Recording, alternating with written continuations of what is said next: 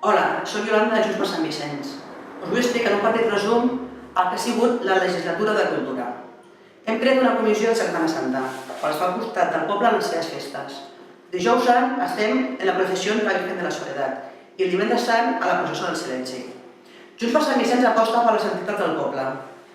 A clar exemple és aquest any, els Crayots proclamats Colla de Set, 50 aniversari dels gegants del poble i l'aniversari del Mamut Velux, del qual trobem una rèplica del seu ullal al Fort Romà. Hem d'enforçar la cavalcada dels Reis. Hem potenciat la mostra involucrant les entitats comercials i agrícoles. Ens ha visitat l'Escolania de Montserrat.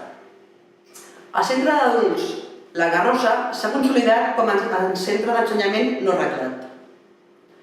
Les entitats, s'ha creat una oficina d'entitats municipals, de la qual trobem una agenda municipal d'activitats per difondre a través de la web municipal.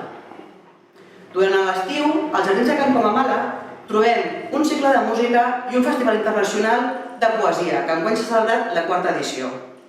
Des del 2012 s'ha ofertat uns cursos audiovisuals i de fotografia, un curtmetratge anomenat Santiago Arizón i la fotografia Francesc Sinyol. Volem seguir transformant Sant Vicenç. La cultura és important pel poble.